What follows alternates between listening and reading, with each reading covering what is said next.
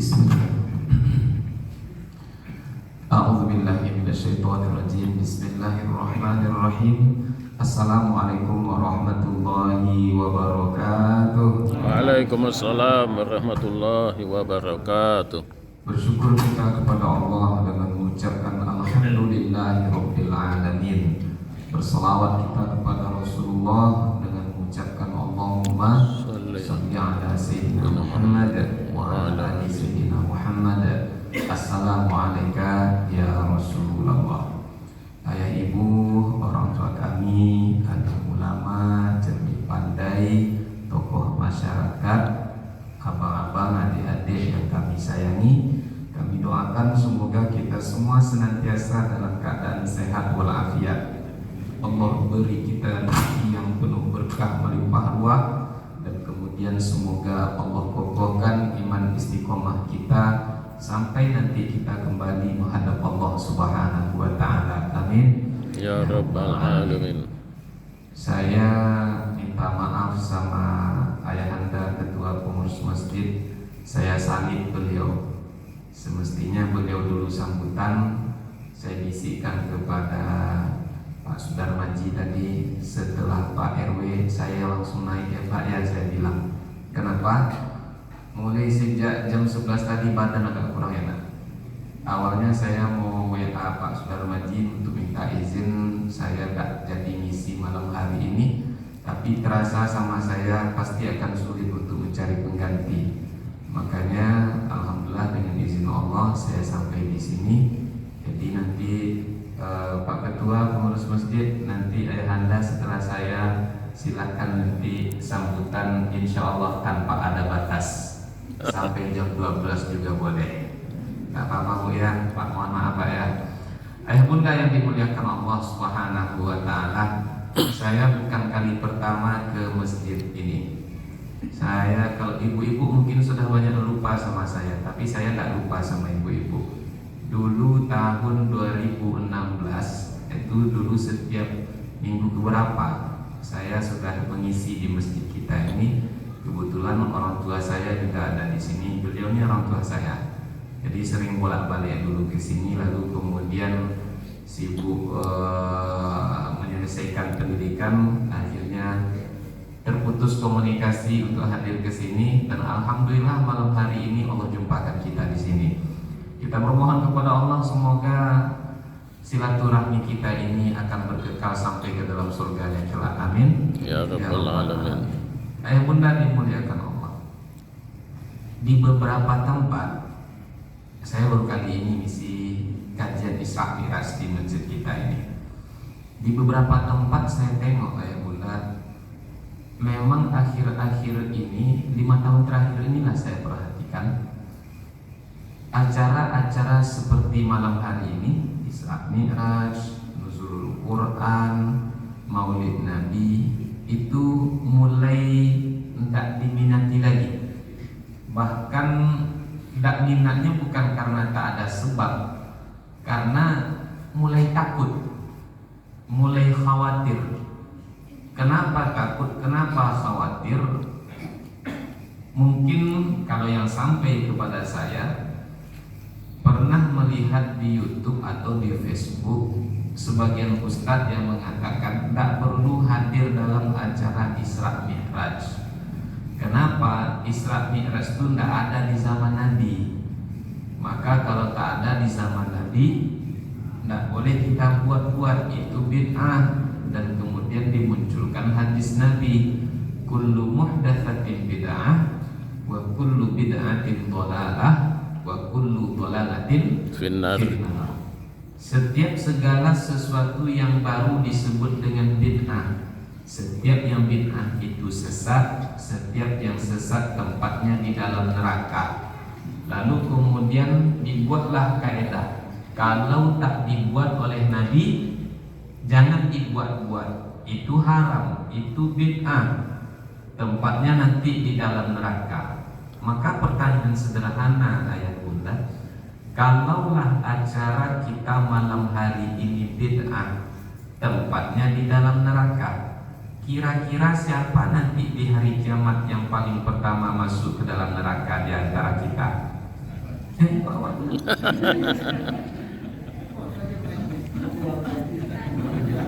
Sekali lagi, kalaulah acara kita ini sesat, bid'ah, tempatnya dalam neraka, siapa yang paling pertama masuk neraka? Panitia. Wabillahi taufiq wal hidayah. Yang paling pertama nanti, inilah orang yang di depan saya. Beliau yang minta saya datang ke sini, beliau yang WA, mungkin beliau juga yang buat pamflet di luar. Berikutnya siapa? Ayah saya selaku ketua RW, lalu kemudian ketua masjid, pembawa acara. Insya Allah saya tak akan pernah mau masuk dalam neraka. Terus ibu-ibu lagi yang mau acara Islam. Saya ingin menjelaskan ini sekilas ayah bunda, supaya kedepannya kita tidak takut lagi, tidak ragu lagi, tidak gaman lagi untuk hadir dalam acara-acara mulia seperti ini. Kaidah yang dibuat oleh sebagian sahabat kita tadi perlu kita luruskan. Kalau tak dibuat oleh Nabi, katanya itu bid'ah, haram, tempatnya di dalam neraka. Lalu pertanyaan, apakah setiap yang tak dibuat oleh Nabi langsung bisa diponis itu haram dan kita tak boleh melakukannya? Tengok dulu. Contoh hadis sahih yang diriwayatkan oleh Khalid bin Walid. Suatu ketika ayah bunda, Nabi diundang untuk menghadiri sebuah jamuan. Kalau bahasa ocunya lebih kurang dinner lah, lebih kurang pak. Nah, ketika Nabi hadir dalam jamuan itu dan yang diketengahkan makanannya namanya dipang. Tahu ayah bunda dipang? Tahu? Bingkarang panggang. Babi panggang. Dari mana ayah tahu babi panggang? Kemarin pas Idul Fitri yang semestinya beli rendang, kawan suruh beli babi. Nah, itulah pentingnya pemimpin ayah bunda. Jangan salah-salah dalam memilih pemimpin. Makanya kalau kita bahas lebih jauh, kalau di dalam syariat Islam, syarat pemimpin itu diantaranya yang pertama muslim, yang kedua dia alim. Apa yang benar? Muslim. Alim, muslim alim. Tahu dia mana yang halal, tahu mana dia yang haram. Jangan sampai ketika ditanya ini bagaimana, ya saya tidak tahu. Tidak bisa. Jangan tanya saya. Bunda, saya tidak menyinggung siapa-siapa, tapi yang jelas pemimpin itu dia harus alim. Makanya Nabi Muhammad itu kan fatonah. Fatonah itu cerdas. Nggak bisa ditanya tak tahu, ditanya tak paham. Nah, ayah bunda dimuliakan Allah. Dipang di sini maksudnya biawak panggang. Apa bunda? Biawak panggang. Biawak panggang. Pas Nabi mau makan, lalu kata Khalid, kalau bahasa kitanya lebih kurang ayah bunda, ya Rasulullah, engkau tahu itu daging apa ya Rasulullah? Emangnya ini daging apa? Ini bukan daging sapi nih, bukan stik kambing nih. Lah terus ini daging apa? Ini daging biawak panggang ya Rasulullah. Yang tadinya Nabi mau makan, akhirnya Nabi tak jadi makan. Kalau kita pakai rumus kawan kita tadi ayat bunda, kalau tak dibuat oleh Nabi berarti haram, bid'ah. Tentu itu jadinya. Pada akhirnya daripada bingung, bertanyalah Khalid kepada Rasulullah, wahai Rasulullah, ya, apakah daging ini haram sehingga engkau tak jadi makan? Lalu apa kata Nabi? Wahai Khalid, ini tak haram. Lah terus kenapa engkau tak makan? Aku tak makan ini bukan karena dia haram, tapi karena orang kampung aku sekalian aku tak terbiasa dan tak suka makan daging. Jadi Nabi tak makan bukan karena haram, tapi tak suka, tak terbiasa. Contoh ayah bunda, masing-masing kita mungkin banyak makanan yang halal, thayyibah barangkali, tapi kitanya yang tak suka. Saya contohnya, lapar siang mau makan bertambah-tambah ceritanya. Sempat mampir di salah satu restoran, dihidangkanlah sebanyak-banyaknya makanan. Contohnya ada daging rendang, ayam pop, ayam rok dan seterusnya, kan banyak tuh yang dihidangkan biasanya. Saya kalau sekiranya dari sekian banyak lauk tadi nampak di situ ada usus yang isinya telur, terus ada tahu, busu kalau saya tak salah nama apa. Ya busu ya. Tambusu, tambusu. Ayah bunda, saya kalau melihat tambusu hilang selera makan saya. Kok hilang pula selera makan? What happened? Ada apa dengan tambusu? Najis dia? Tidak. Haram dia? Tidak. Dia tak najis, dia tak haram. Tahu kok isinya, kemudian telur kok isinya. Ayah bunda, sayanya orang kampung. Kampung saya jauh di Batu Bintang. Waktu saya masih kecil, ayah bunda, namanya orang di kampung. Kalau orang di kampung, ayah bunda, sekampung mandinya di satu tempat, namanya pancoran. Lalu kemudian BAB di satu tempat, namanya jamban. Ada apa dengan tambusu? Tambusu itu nampak sama saya warnanya kuning, Pak. Betul nggak? Warnanya kuning, kemudian dia bengkok-bengkok. Kalau sudah agak siang sedikit dia mulai coklat. Saya serius nih bunda. Jadi warnanya kuning, bengkok-bengkok. Jadi karena kalau sudah melihat itu, pikiran saya ingat masa-masa kecil saya. Bayangkan ayah bunda, sekampung, maaf cakap, BAB-nya di satu tempat namanya jamban. Mulai dari yang kecil sampai yang tua, antri begitu. Orang tua mungkin bisa tertahan. Budak-budak kecil nih, dilepaskannya, makanya berserak dianya. Sempat kita orang sungai, ya bunda, tinggal di pinggir sungai. Kalau penerangan dulu kan tak sama seperti penerangan hari ini. Dulu kita pergi ke sungai pakai lampu apa namanya? Cogok atau tolok, Pak? Togok. Sempat angin agak kencang, alamat lampu akan padam, ya kan? Jadi biasanya ayah bunda, pagi itu tembusu itu bebalap dia macam Valentino Rossi. Kalau kita tidak hati-hati ayah bunda, alamat badan bisa mandi pakai sampo tembusu. Nah itu asal saya kurang suka dengan yang namanya mutaribat. Tembusu dia tak haram, dia tak najis, cuma saya saja tidak suka. Demikian juga halnya dengan daging biawak panggang tadi, dia tak haram. Nabi tak makannya bukan karena dia haram, tapi karena tidak suka. Terbantah ayah bunda. Kaedah yang dibuat oleh kawan kita, kalau tak dibuat oleh Nabi jangan di.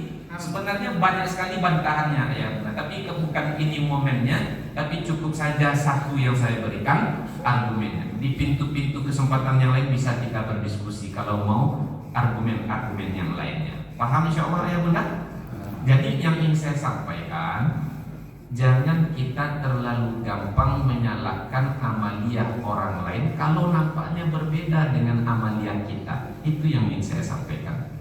Setuju maulid Nabi, buatlah. Kalau tak setuju maulid Nabi, tak usah ikut. Tapi jangan disalahkan orang yang ikut maulid Nabi. Setuju Isra Mi'raj, nuzulul Quran, zikir berjamaah, kunut, ikutlah. Kalau tak setuju, tak perlu banyak komentar, diremehkan, lalu divonis orang yang berseberangan amaliannya dengan kita sebagai ahli neraka. Tujuan kita bukan memvonis orang untuk masuk ke dalam neraka. Tujuan kita adalah, tugas kita adalah membawa orang ke dalam surga. Jangankan dalam hal-hal seperti ini ayah bunda. Sholat saja ada tak perbedaan ulama dalam bab sholat? Ada. Izin saya berdiri ayah bunda.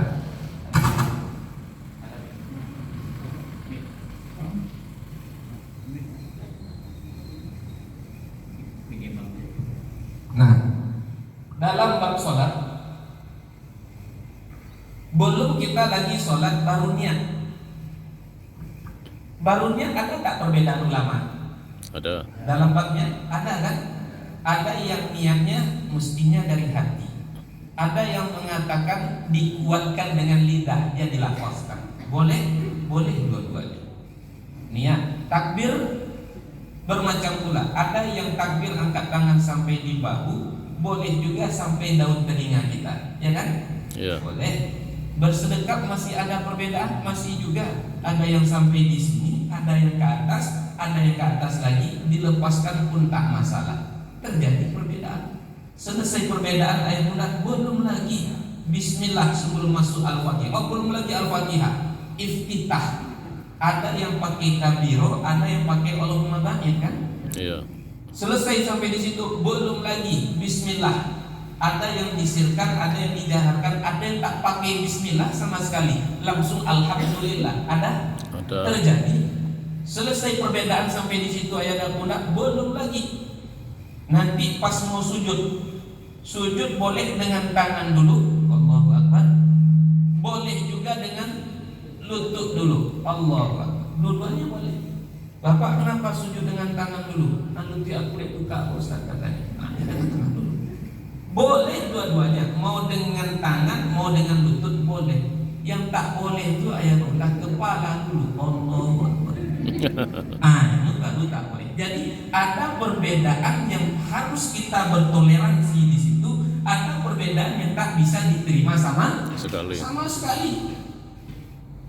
Isra Mi'raj Maulid Nabi baik tak ya benar? Baik kan? Yang kita minum apa? Hadir kita di dalam acara Isra Mi'raj hari-hari mulia itu, yang kita minum kan air halal dia, bukan tua yang kita minum, air kita minum. Nah, tengoklah sama yang kasatnya telur. Nah, air kita dimuliakan Allah. Ini kalau tak paham adinda lo bayar nih. Nah, air kita dimuliakan Allah. Sampai jual dari Pak? Telur tadi Pak ya. Nah, yang kita buat apa? Menceritakan, mengulang-ulang kembali peristiwa Isra dan Mi'raj. Kan baik yang kita buat. Yang tak baik itu apa? Isra Mi'raj bergandut orang dalam masjid, disuruhnya perempuan menari dalam masjid. Nah itu kalau dipertanyakan itu tak masalah. Maka sederhananya ayah bunda, melihat perbedaan yang terjadi, marilah kita saling hormat menghormati, harga menghargai. Setuju Maulid Nabi, hadirlah. Tak setuju, tidak usah disalahkan orang yang ikut dalam acara Maulid Nabi. Setuju Yasin, ikutlah Yasin. Tak setuju Yasin, baca Al-Kahfi, Ar-Rahman, masih tersisa 113 surat. Tanpa kita mesti merasa paling benar amat yang kita, lalu kemudian kita meremehkan orang lain. Ingat ayah bunda, iblis diusir dari surga bukan karena dia berzina, mengkonsumsi narkoba, enggak. Tapi iblis diusir karena apa? Ana khairum minhu, karena dia merasa lebih baik daripada orang lain. Itulah dianya yang menyebabkan dia hina, terusir dari surga. Sombong. Clear ayah bunda? Clear. Nah, kita bahas Isra Mi'raj sekilas ayah bunda. Tentang Isra Mi'raj, boleh nanti ayah bunda tengok kitab Sirah Nabawi Ar-Rahiqul Maktum yang ditulis oleh Syekh Sofi Ar-Rahman Al-Mubarakpuri. Boleh juga nanti dibaca kitab Sirah Ibnu Hisham atau Tarikh Nurul Yakin.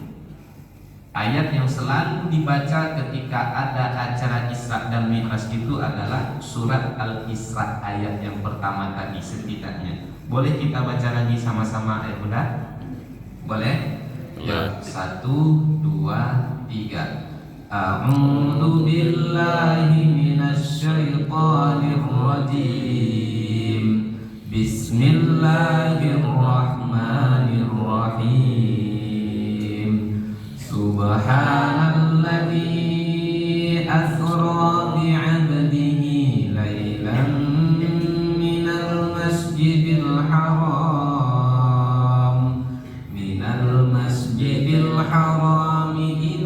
masjidil aqsa alladzi barakna hawlahu linuriyahu min ayatina innahu huwas sami'ul basir. Shadaqallahul azim.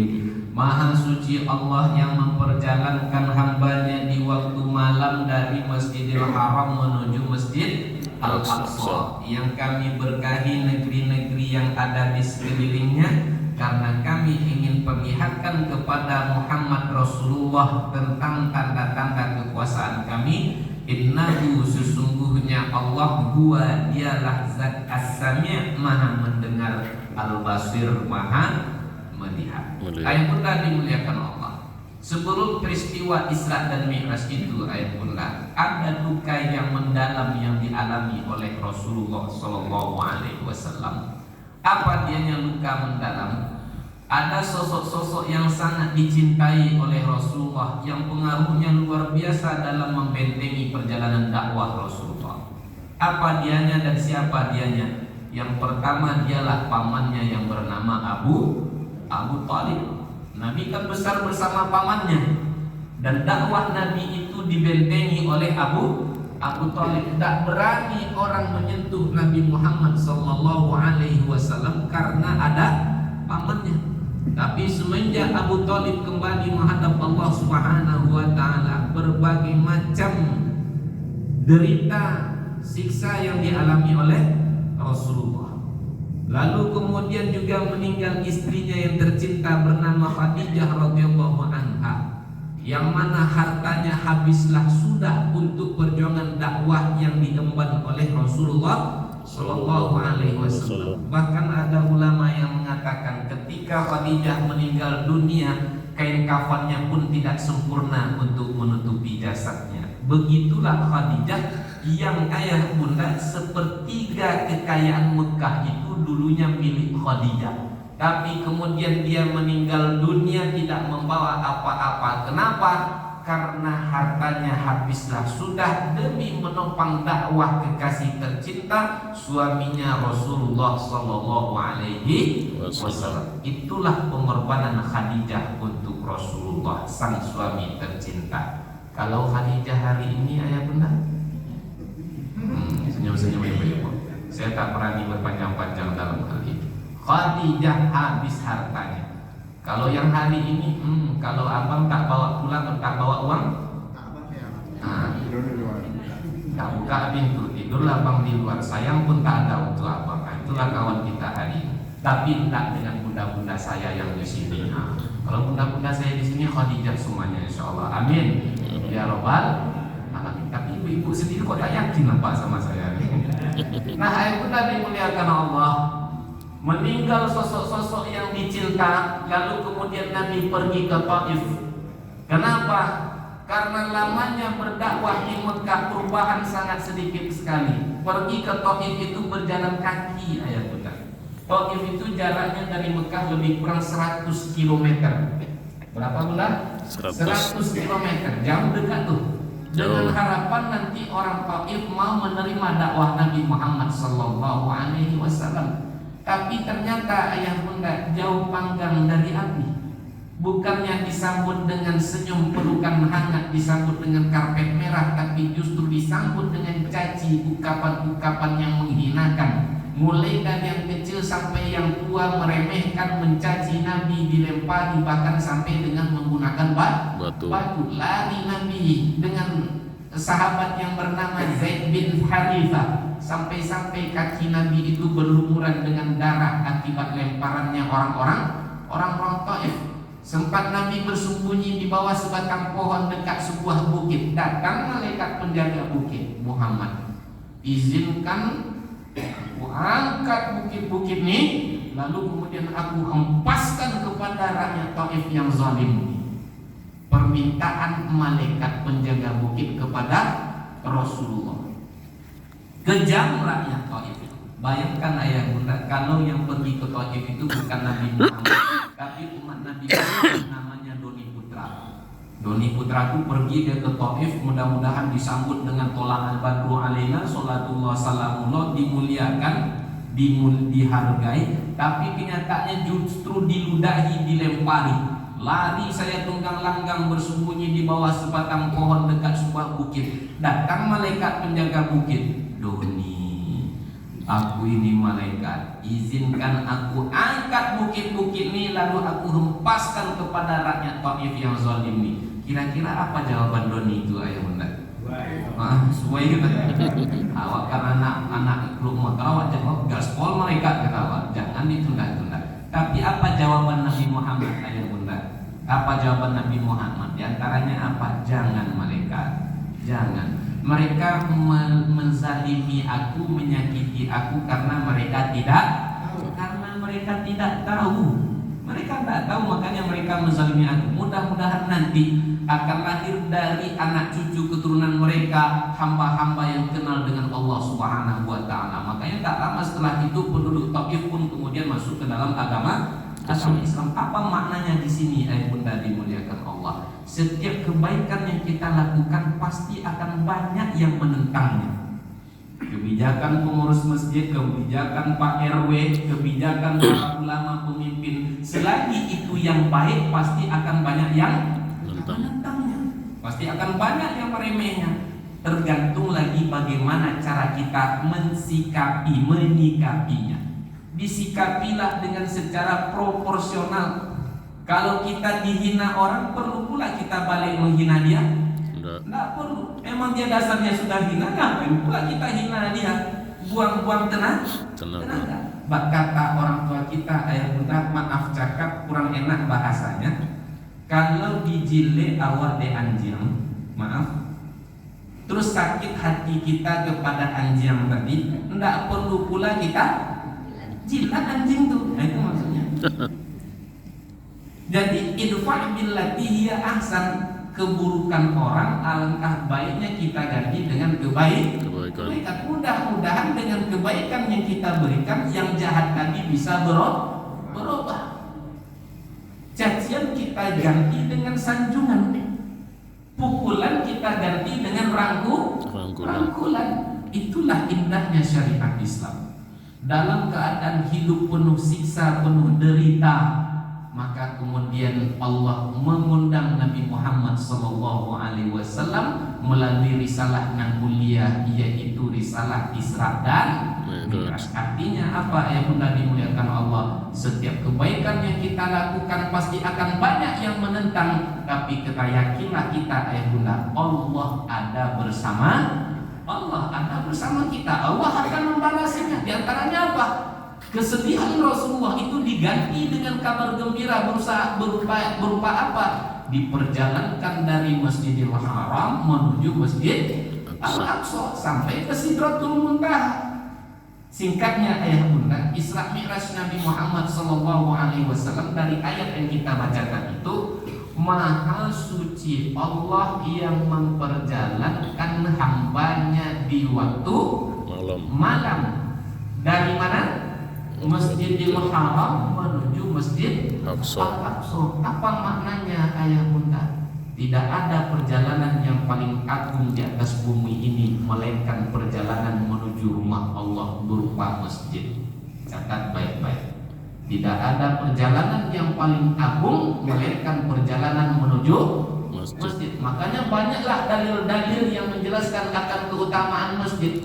Apa dianya keutamaan masjid? Contohnya ya bunda, hadis Nabi yang mengatakan, Man tatahhara fi baitihi thumma masya ila baitin min buyutillahi liyuqadha fardatan min faraidillahi kanat khutuwatahu ihdahuma tahuttu khati'atan wal ukhra tarfa'u darajatan. Siapa man masya ila baitin, siapa yang berjalan kaki menuju rumah Allah, maksudnya masjid ataupun musholla. Siapa yang bersuci terlebih dahulu, siapa yang bersuci di rumahnya lalu dia berjalan menuju rumah Allah, maka setiap langkah yang dia ayunkan itu dapat mengangkat derajatnya dan kemudian dapat menggugurkan dosanya. Artinya ayah bunda, semakin jauh rumah kita ke masjidnya, semakin tinggi kemuliaan kita di sisi Allah, semakin dosa kita banyak diampunkan Allah. Kalau kita mau jujur ayah bunda, kita ini kan memang hamba yang bergelimang dosa, bermandikan maksiat, betul? Mana contohnya? Rambut ini bisa bermaksiat? Bisa. Kapan dia? Ketika rambut ini dibuka dan diperlihatkan kepada yang tak berhak untuk melihatnya. Ini dosa banyak dibuat oleh kaum bunda-bunda, mewakili aurat. Bunda pergi ke pasar pagi, ke pasar kaget. Pagi-pagi pas belanja memang pakai jilbab tapi pakai daster. Ini terbuka, betis terbuka. Dosa tak tuh Bunda? Dosa. Dosa tuh Bunda. Nampaklah pengkalengan yang sebesar pengkalengan Mike Tyson Tuhan. Oh saya kan sampai ke bawah tertutup Pak Ustaz. Saya kan pakai celana lodging apa namanya? Legging ya Pak ya? Pakai celana legging apa ya Pak ini? Apa ya? Beliau sayang sama istri. Beliau yang membelikan celana legging untuk istri ya. Ayah Bunda, saya sambut sama celana legging tuh. Betis-betis yang sebesar tonggak tuh masuk juga ke dalam. Yang jangan ibu-ibu masukkan kaki itu pakai oli ya katanya. Nah ayah Bunda dimuliakan Allah. Membentuk lekuk tubuh dosa? Dosa. Bunda dulu tahun-tahun 90 apa gaya rambut Bunda yang bergulung-gulung di sininya, ya kan? Pakai roll-roll apa namanya Bunda? Dosa.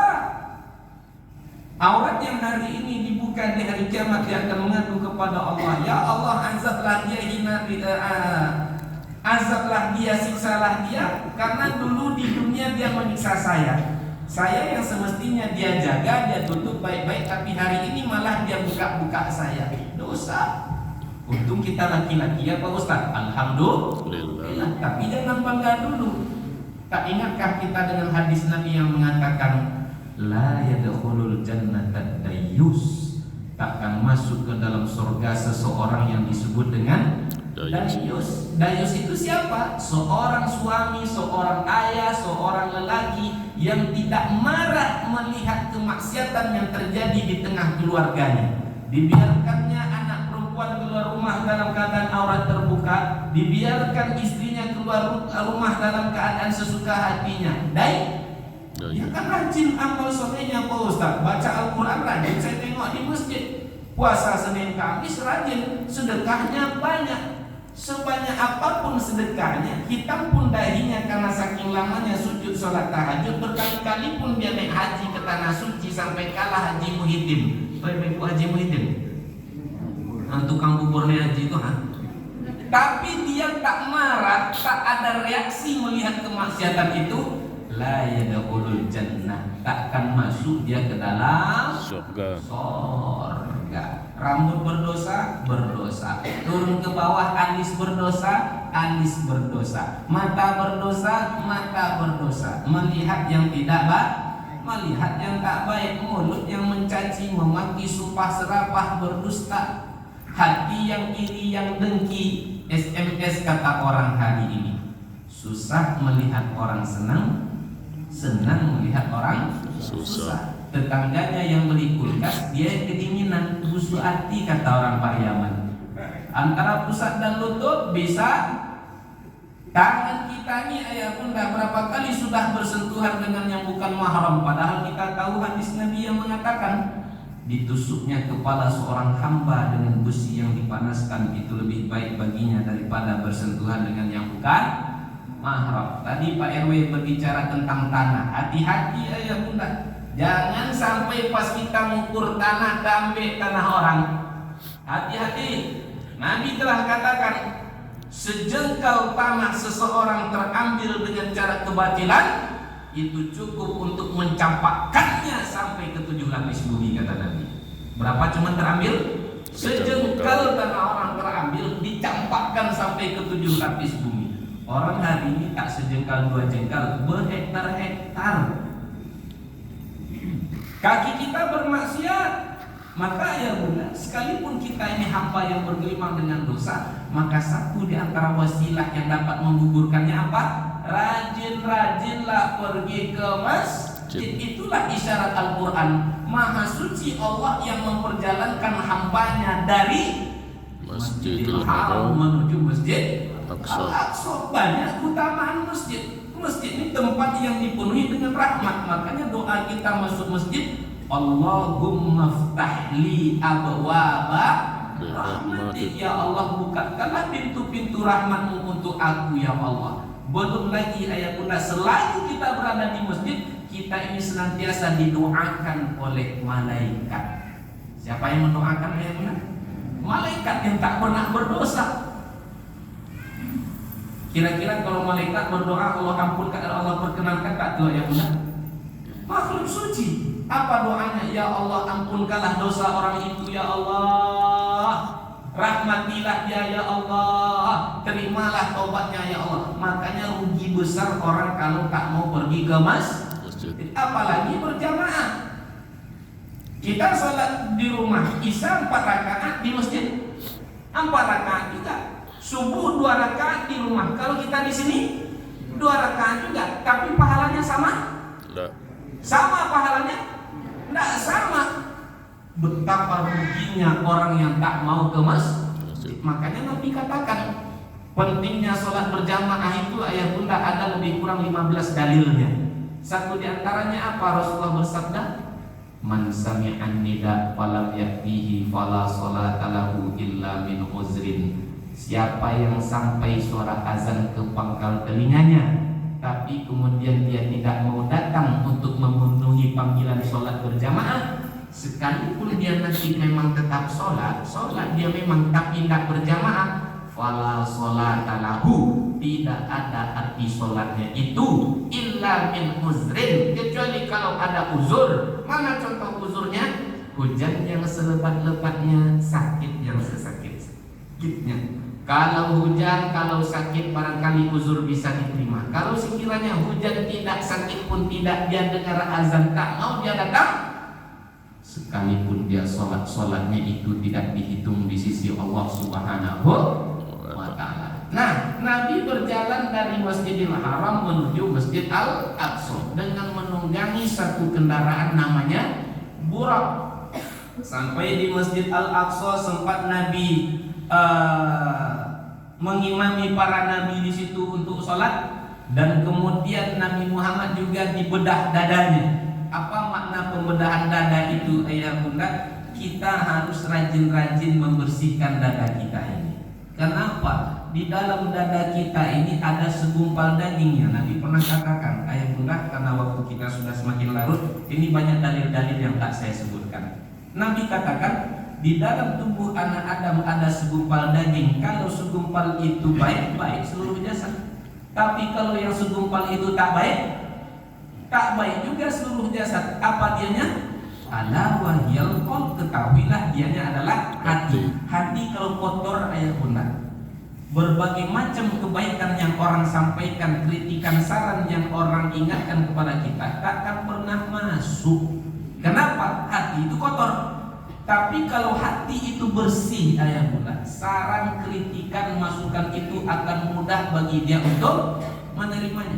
Pada akhirnya nanti ayah bunda, Nabi Muhammad itu kan nabi terbaik, penghulu para nabi. Ketika dapatkan perintah sholat 50 kali dalam sehari, diterima Nabi Muhammad. Tapi kemudian ketika Nabi turun berjumpa dengan Nabi Musa, apa cakap Nabi Musa? Muhammad, umatmu takkan satu. Baliklah lagi minta kurang kepada Allah sampai bolak-balik, kemudian ditetapkan 5. Mau Nabi menerimanya. Nabi dengarkan nasihat Nabi Musa. Kenapa? Hati itu sudah bersih. Tapi kalau hati kita kotor ayah bunda, mulai dari cara yang paling lembut sampai kepada yang keras sekalipun orang memberikan peringatan takkan masuk. Sebentar lagi bulan Ramadan, bunda tadarus pas malamnya. Pas bunda ngaji diingatkan sama kawan, bu ini kurang panjangnya nih bu, dipanjangkan sedikit lagi. Ini kurang dengungnya nih bu, didengungkan sedikit lagi. Ini kol-kolahnya kurang jelas nih bu. Aku pula yang kau tunjukkan, dulu aku makan garam daripada kau lagi kata dia. Nah itu contoh kalau hati itu kok dibedah dada Nabi, diangkat ke langit. Langit pertama berjumpa Nabi Adam, langit kedua berjumpa dengan Nabi Yahya, Nabi Isa. Kalau tak salah ketiga berjumpa dengan Nabi Yusuf, keempat Nabi Idris, kelima Nabi Harun, langit keenam berjumpa dengan Nabi Musa, ketujuh berjumpa dengan Nabi Ibrahim alaihissalam. Terus naik lagi menuju Sidratul Muntaha, dan kemudian Allah perlihatkan kepada Nabi surga dengan segala kenikmatannya, dan kemudian Allah juga perlihatkan neraka dengan segala siksa dan derita yang ada di dalamnya. Apa saja yang ditengok oleh Nabi ayah bunda? Di antaranya dalam neraka itu ada orang perutnya besar Saking besarnya itu perut sampai ke kakinya. Saking besarnya itu perut sehingga dia tak bisa berjalan kemana-mana, terlalu berat. Sedangkan matahari jaraknya dengan dia berapa? Sejengkal kitanya yang udah malam sekarang nih. Nyala AC kita, berputar kipas kita masih terasa panas. Apalagi besok matahari cuman sejengkal. Nabi bertanya, kok payah betul orang tuh, hangus orang tuh. Lalu apa kata Nabi? Siapa tuh? Nabi malaikat, kata Rasulullah. Lalu malaikat menjawab, wahai Rasulullah, itulah orang yang dulunya di dunia yang dia makan adalah yang haram. Contohnya apa? Makannya dari hasil riba. Apa bu? Riba. Wa ahallallahu al-bai'a wa harrama riba. Allah halalkan jual beli, kemudian Allah mengharamkan riba. Riba salah sawa seberoda abwab. Riba ada 73 tingkatan dosanya kata Nabi. Aisaruha, seringan-ringan dosa bagi para pelaku riba sama dengan seorang lelaki yang berzina dengan ibu kandungnya. Sama dengan seorang wanita yang berzina dengan ayah kandungnya, ayah bunda. Berzina saja lelaki biasa dengan wanita biasa itu sudah termasuk dalam kategori kabair, dosa-dosa besar. Sekarang dia berzina dengan ayahnya, dengan ibunya. Semakin ringan atau semakin berat siksanya tuh bunda? Semakin berat. Tak usah dibayangkan azab yang berat, yang ringan saja kita tak mampu. Nabi katakan seringan-ringan azab bagi seorang hamba di hari kiamat kelak akan ditaruh bara api yang sangat kecil sekali di telapak kaki. Apa akibatnya? Melelehlah otaknya di kuatnya.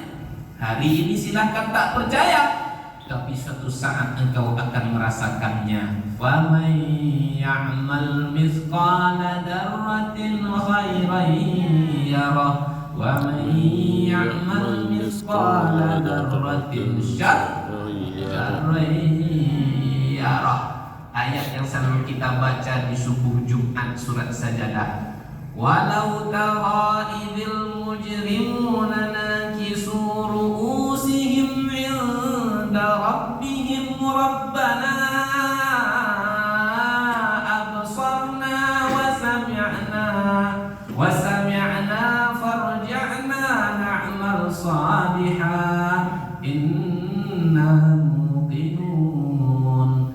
Kalaulah engkau melihat betapa para pendosa ketika mereka berjumpa dengan Rabbnya, nakisuru'usihim, tertunduk malu karena mereka pendosa, tentu tempatnya di dalam neraka. Sebelum Allah campakkan ke dalam neraka, Allah perlihatkan neraka terlebih dahulu. Ketika dia melihat neraka, dia pun berdoa, Rabbana absarna, ya Allah, hari ini sudah kami lihat ya Allah, wa sami'na,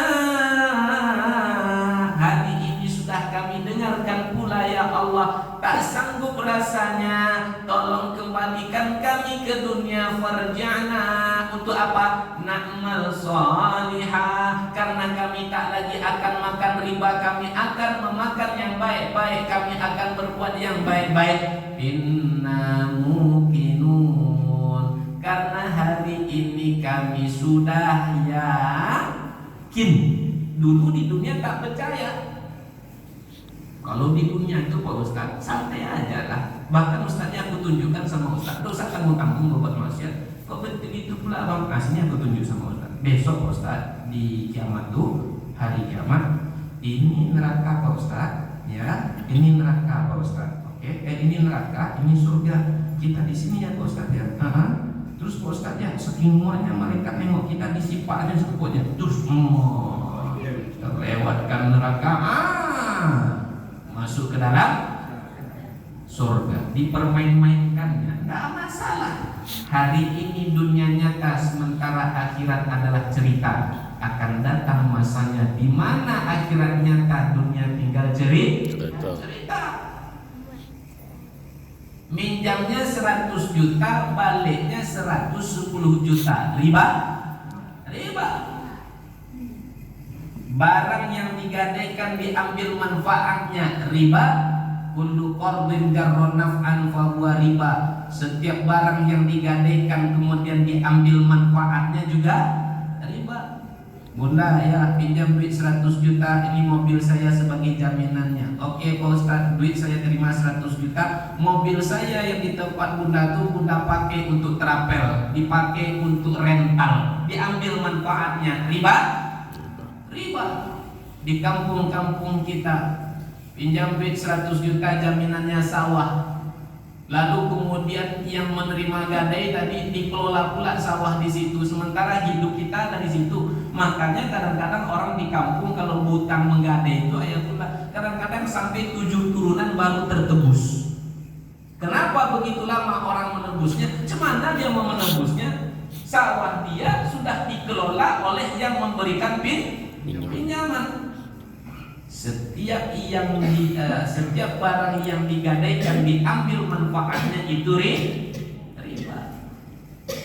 Nah itulah siksanya. Perut besar tak bisa kemana-mana, padahal panasnya luar biasa. Terus jalan lagi Nabi berjumpa dengan sekelompok orang yang dia makan daging busuk, daging dabu ulat-ulat, benangan. Saya nyebutnya aja goyang-goyang perlu dibuatnya. Hukuman bagi dia enak tuh ayah bunda. Kita aja waktu kecil demam minum obat, karena pahit dipaksakan minum obat, apa akibatnya? Keluar lagi dia. Ini orang dimakannya daging yang busuk tuh. Dalam kitab Sittuna Qissah Rawahan Nabi was Sahabah, orang itu juga berenang di dalam kancah kuali. Kancah ini kuali apa ya? Kuali yang begitu besar, airnya mendidih, apinya besar, orang berenang di situ. Kenapa dia berenang ke pinggir? Kenapa? Di tengah panas. Bunda kalau mencoba nanti tes panasnya didihan api neraka, sampai di rumah nanti rebus air agak 1 gayung, pas mendidih nanti siramkan ke kepala Bunda. Besok pagi WA saya, oh Pak Ustadz begini rasanya Pak Ustadz. Supaya nanti tidak menganggap remeh. Enggak, berenang kulit melepuh, berenang cepat ke pinggir. Sampai di pinggir berdiri malaikat, diambil batu, dilempar kepalanya, hancurlah kepalanya, wajahnya. Allah ganti lagi dengan wajah yang baru, dilempar lagi, dan begitu seterusnya tanpa ada habisnya. Sehari di neraka itu sama dengan 1000 tahun di hari kita dunia. Sehari itu sama dengan 1000 tahun di dunia. Padahal umur kita tak sampai 1000 tahun. Walhasil ayah bunda, begitu seterusnya. Nabi bertanya, wahai malaikat, siapa pula itu orang yang makan daging busuk, berenang di dalam kuali yang panas, airnya dari darah dan nanah, mereka wajahnya dilempar oleh malaikat. Terus cakap malaikat ayah bunda, itulah orang yang dulu di dunia kerjaannya berzina. Apa kerjaannya? Berzina. Mata bisa berzina? Bisa. Melihat. Telinga bisa berzina? Bisa. Mendengar. Mulut bisa berzina? Bisa. Berucap. Hati bisa berzina? Mengingat, membayangkan. Maaf cakap ayah bunda. Pernah dulu saya ngisi kajian ibu-ibu, lalu ibu itu bertanya, Ustaz, ya suami saya takkan bisa bercocok tanam Pak Ustaz, takkan keras cangkul tuh Pak Ustaz, kalau dia belum nonton video itu. Paham maksud saya nih ayah bunda? Nah, kalau dah nonton itu baru bisa maksimal mencangkul bercocok tanam. Setelah nanti dia nonton itu barulah bercocok tanam. Pertanyaannya ayah bunda, ketika dia bercocok tanam berarti yang dia bayangkan siapa coba Pak? Siapa yang dibayangkan? Pasti yang dia bayangkan orang yang ada di dalam video tadi. Zina tak tahu? Zina secara fisik memang dia mendatangi istrinya, tapi hatinya itu sedang dengan orang lain. Terjadi. Dibenarkan oleh apa yang ada antara pusat dan lutut. Betapa sedihnya kita mungkin masuk ke dalam grup-grup WhatsApp ayah bunda. ratusan siswi di salah satu kabupaten di Indonesia hamil di luar nikah. Masuk ke dalam grup WhatsApp ayah bunda enggak? Ratusan siswi hamil di luar nikah. Lalu ada pula masuk ke dalam grup WA saya 569 pasang minta dispensasi diberikan keringanan cepat menikah di salah satu kabupaten juga di Indonesia nih. Bayangkan ya bunda, PRW menikah sekarang usianya batasnya berapa Pak? Paling cepat 17 atau 20? 17 ya Pak ya? Berarti kalau dia minta dispensasi lebih kurang 18, taruhlah 18. Kalau dia minta dispensasi berarti usianya tentu di bawah itu. Berarti angkanya di mana? Anak SMP dan SMA. Begitu mirisnya kita hari ini Pak. Belum lagi penyakit LGBT yang mungkin sudah menjadi rahasia umum pula. Kalau kita dengarkan informasi yang ada, paling banyak ada yang mana kalau kita di Pekanbaru ya mana? Apa yang menyebabkan umat Nabi Lut diluluh lantahkan Allah Ta'ala? Karena mendatangi sesama sudah sampai kepada anak SD. Ngeri kita ya bunda. Kawan saya sampaikan kelas 2 SD diisapnya pensil kawannya. Bayangkan itu ya bunda. Kelas 2 SD. Maaf cakap ayah bunda, imam di salah satu masjid hafal lebih dari 25 juz. Itu juga punya saya buktinya, chattingnya. Kalau saya bacakan isi chatting itu tak temakan nasi kita habis nih nanti. Begitu mirisnya kita hari ini ayah bunda.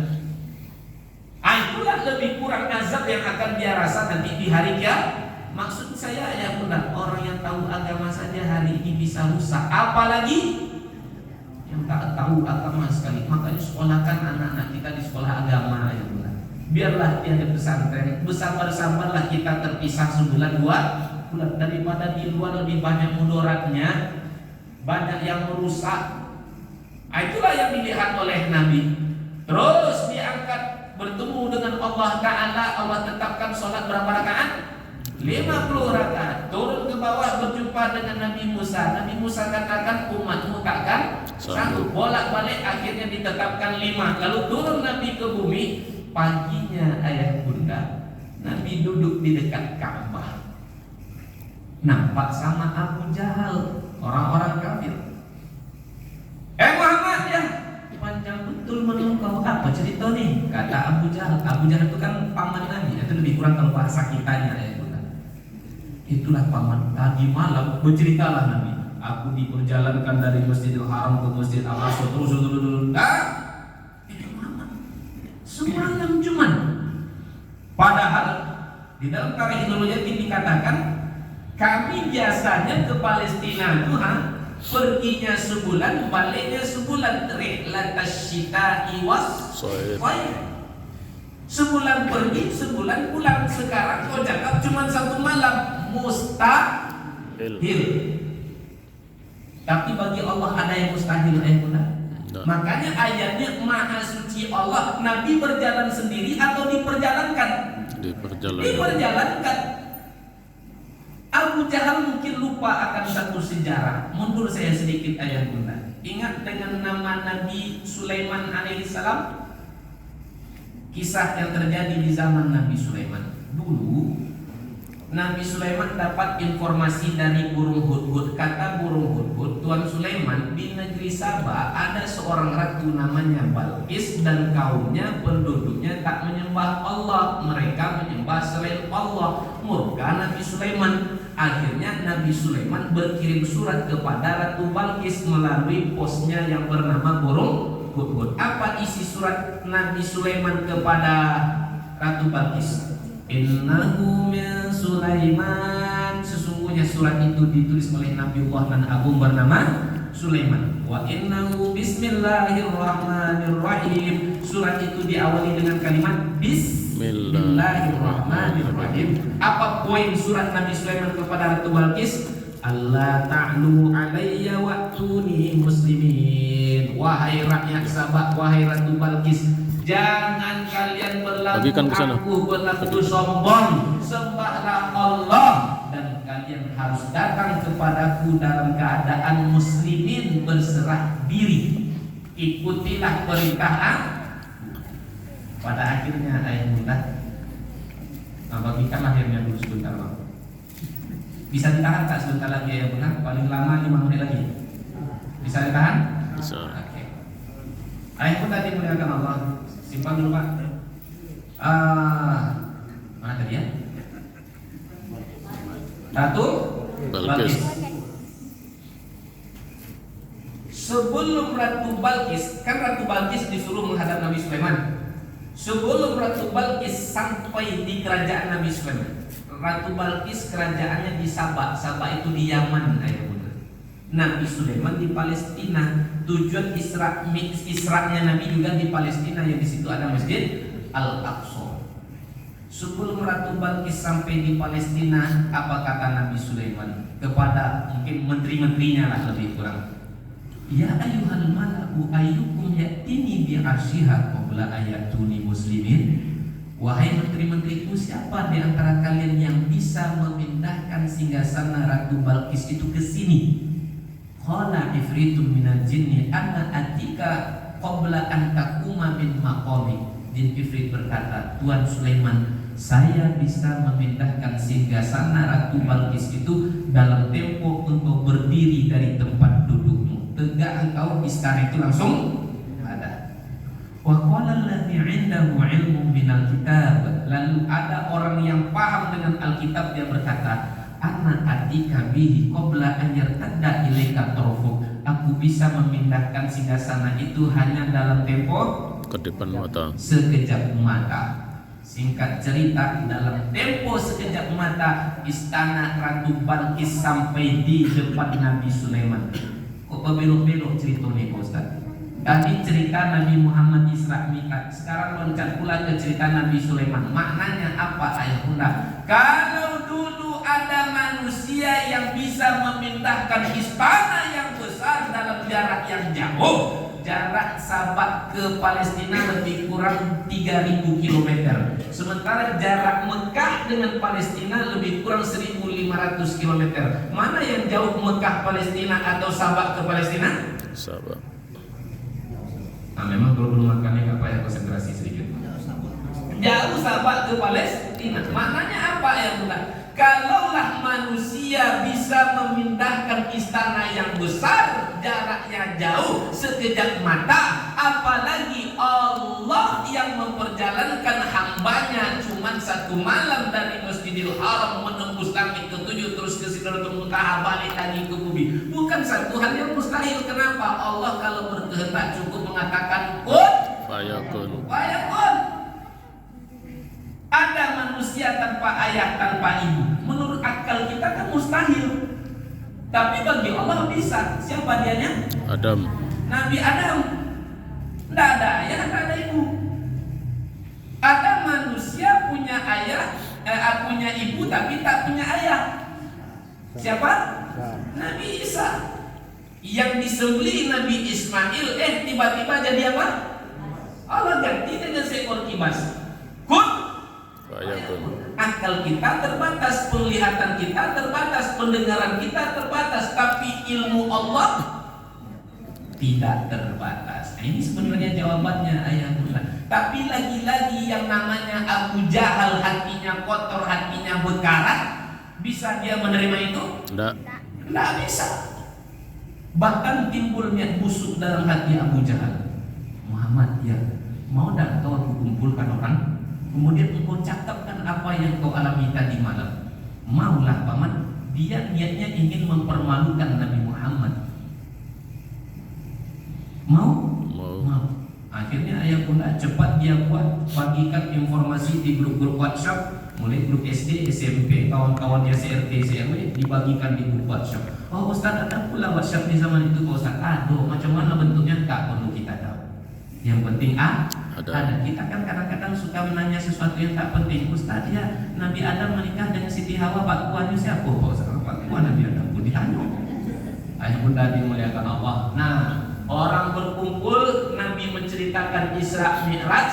Abu Jahal tak menengok ada kawan terhebat Nabi Muhammad yang bernama Abu Bakar Siddiq. Bergegaslah Abu Jahal menuju rumahnya Abu Bakar. Ada yang mengatakan kebunnya Abu Bakar. Sampai di rumah Abu Bakar kan ada yang cerita sama aku. Cerita apa? Katanya pergi ke Masjid Al-Aqsa, seterusnya.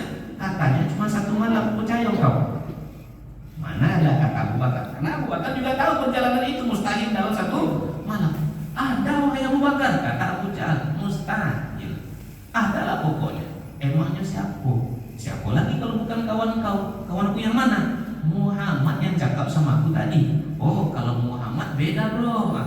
Beda. Dia tak sama dengan kau. Kalau Nabi Muhammad tu beliau Al-Amin, tak pernah berdosa. Tak pernah berdusta. Kau hati-hati, kau jago mulut kau sikit ya Abu Jahal. Mungkin kalau kita hari ini lebih kurang seperti itu aja. Kalaulah wahyu dari langit kepadanya, kalaulah wahyu turun kepadanya dari langit, aku percaya. Maka kalaupun dia diangkat sampai ke langit, aku juga akan percaya. Ada satu kaul yang mengatakan untuk menghujam, untuk menutup mulut si Abu Jahal itu ayah bunda, tapi saya belum ketemu teksnya lagi. Apa kata Abu Bakar? Wahai Abu Jahal, kalaulah ada tembok di hadapan mataku warnanya putih, sementara Nabi Muhammad katakan, wahai Abu Bakar, itu bukan putih, itu hitam. Ketahuilah wahai Abu Jahal, akan aku dustakan pandangan mataku dan akan aku benarkan apa yang dikatakan oleh kekasihku Rasulullah SAW.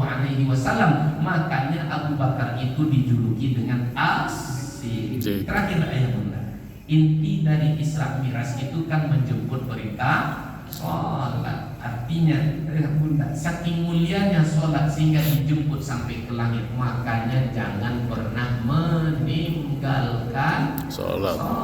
Tegas Nabi berbicara tentang sholat. Suruhlah anakmu untuk sholat kalau sudah berusia 7 tahun. 10 tahun kalau tak sholat juga dia apakan? Pukul. Waktu itu pukul kata Nabi. Ustaz, ya suami aku tak sholat Pak Ustaz. Berapa usia suami ibu? 67 tahun Pak Ustaz. Boleh aku pukul Pak Ustaz? Oh, tak boleh.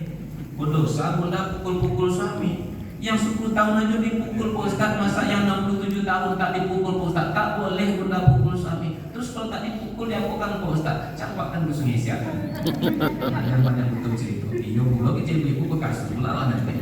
Nah, dalam satu hadis Nabi katakan, man taraka sholatan muta'ammidan faqad kafara jihara. Siapa yang meninggalkan sholat secara sengaja maka dia telah kafir secara nyata. Maka dijelaskan dalam kitab Shahih Fiqh Sunnah yang ditulis Imam Abu Malik Kamal bin Said Salim, orang ketika dia tinggalkan sholat jatuh ke dalam lubang kekafiran, 2 risiko yang akan dia rasakan. Berapa bunda? 2.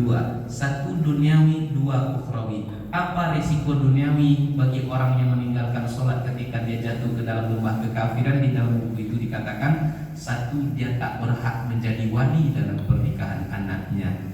2, dia tak layak menikah dengan wanita muslimah. 3, dia tak layak diurus jenazahnya. 4, dia tak boleh masuk tanah suci Mekah Al-Mukarramah. 5, dia tidak halal sembelihannya. 6, dia tidak boleh mewariskan. Dan yang terakhir, dia tak layak menerima warisan. Ukhrawinya berapa? Cuman 1. Apa dianya? Akan Allah campakkan dia masuk ke dalam neraka Sakor, sebagaimana yang disebutkan dalam surat Mudaththir, ma salakakum fi saqar qalu lam nakum minal musallin. Ayah bunda, demikian dapat saya jelaskan. Mohon maaf atas segala kesalahan dan khilafan. Tentu banyak hikmah yang bisa kita petik di balik Isra dan Mi'raj. Di antaranya tadi sudah kita sebutkan ayah bunda. Yang pertama, perjalanan yang paling mulia adalah perjalanan menuju masjid. Adalah sholat kita lakukan dengan berjamaah. Maka di dalam kitab Shahih Fiqh Sunnah saya tambahkan sedikit ayat bunda, dosa meninggalkan sholat lebih berat daripada dosa berzina. Dosa meninggalkan sholat lebih berat daripada mencuri dan meminum khamar. Jaga sholat. Yang kedua ayat bunda, makna dibalik dibedahnya dada Nabi supaya apa? Mudah menerima saran, nasihat dan kritikan. Maka rajin-rajinlah kita membersihkan hati kita. Dan kemudian yang ketiga ayat bunda, di antara makna Isra dan Mi'raj itu adalah bahwasanya memang dia tidak masuk akal, mustahil menurut kita, tapi bagi Allah tak ada yang mustahil, semuanya mudah, lebih mudah daripada membolak-balikkan telapak tangan, daripada mengedipkan mata kita. Allah apabila berkehendak cukup mengatakan Kun fayakun. fayakun. Dan kemudian yang keempat, ayah bunda, baik buruk yang kita lakukan pasti akan mendapatkan hasilnya, ganjarannya nanti di hari kiamat. Apakah itu baik akan dimasukkan ke dalam surga? Kalau yang kita lakukan tak baik akan berujung dengan siksa di dalam neraka. Kita bermohon kepada Allah, semoga pintu-pintu kebaikan Allah berikan kepada kita kemudahan untuk melakukannya, dan kemudian Allah jauhkan kita dari segala macam bentuk keburukan, sebagaimana Allah menjauhkan kita antara timur dengan barat, antara utara dengan selatan. Mohon maaf atas segala kesalahan kekhilafan. Terima kasih atas segala perhatian. Untuk doa nanti ayah bunda sama-sama kita mohonkan kepada Pak Imam. Mungkin sebelum Pak Imam bacakan doa, ada beberapa hal yang disampaikan oleh pengurus masjid. Ayah bunda, tanpa mengurangi rasa hormat, saya Tidak ada. nggak jadi? Tidak. Nggak jadi. Nanti saya jalankan doa Pak ya, Iya. karena saya pengen istirahat. Mohon maaf ya bunda. Kita sama-sama berdoa. Nauzubillahi minasyaitonirrajim. Bismillahirrahmanirrahim. Alhamdulillahirabbil alamin wassalatu wassalamu ala asyrofil anbiya'i wal mursalin wa ala alihi wa ashabihi ajma'in. Amin. Ya Allah ya Karim, ampunkanlah dosa kami ya Allah. Ampunkanlah dosa orang tua kami ya Allah. Sayangilah mereka ya Allah sebagaimana mereka menyayangi kami di waktu kami masih kecil ya Allah. Ya Rabbana, bila ada di antara kami yang sakit mohon kesembuhkan ya Allah. Bila ada di antara kami yang lemah mohon kekuatkan ya Allah. Bila ada di antara kami yang sedang berhutang mohon beri kami kemudahan agar dapat melunasi semua hutang-hutang kami ya Allah. Amin. Ya Rabbana, mohon jadikan kami dan anak cucu keturunan kami sebagai hamba-hamba yang senantiasa menjaga sholat yang 5 waktu ya Allah. Amin. Yang membaca menghafal Al-Quran dengan mulia ya Allah. Amin. Ya Rabbana, mohon jaga anak cucu kami ya Allah. Jauhkanlah mereka dari pengaruh narkoba, dari pergaulan bebas ya Allah. Ya Rabbana, mohon beri kami rezeki yang penuh berkah melimpah ruah, agar dengan itu kami dapat bersedekah, agar dapat menolong saudara-saudara kami yang dalam keadaan susah ya Allah. Amin. Ya Rabbana, mohon tutup rapat-rapat aib kami ya Allah. Jangan kau buka-buka ya Allah, karena apabila kau bukakan aib kami, betapa busuknya kami, pasti tak seorang pun yang mau berkawan dengan kami ya Allah. Ya Rabbana, jadikanlah negeri kami negeri yang aman dan tentram, baldatun thayyibatun wa rabbun ghafur. Ya Rabbana, jauhkanlah negeri kami dari mara bahaya, petaka, bencana serta musibah ya Allah. Ya Rabbana, bila kelak suatu saat ajal itu pun akan datang menjemput kami ya Allah, mohon ya Allah jangan kau cabut nyawa kami sementara kami dalam keadaan berbuat maksiat, tapi ambillah nyawa kami dalam keadaan taat, dalam keadaan sholat, dalam keadaan sujud. Cabutlah nyawa kami dalam keadaan mengucapkan kalimat la ilaha illallah, karena Rasulmu menjanjikan ya Allah, siapa yang akhir kalamnya di waktu ajal datang menjemputnya mengucapkan kalimat la ilaha illallah, maka ia akan masuk ke dalam surgamu ya Allah. Allahumma rabbana atina fid dunya hasanah wa fil akhirati hasanatan wa qina adzabannar. Amin. Subhanaka rabbil izzati amma yasifun wa salamun alal mursalin walhamdulillahi rabbil alamin. Taqabbalallahu minkum minna wa minkum taqabbal ya karim. Ayah ibu, orang tua kami, mohon maaf atas segala kesalahan kekhilafan. Terima kasih atas segala perhatian. Tanpa mengurangi rasa hormat saya izin langsung pamit. Wassalamualaikum warahmatullahi wabarakatuh. Waalaikumsalam.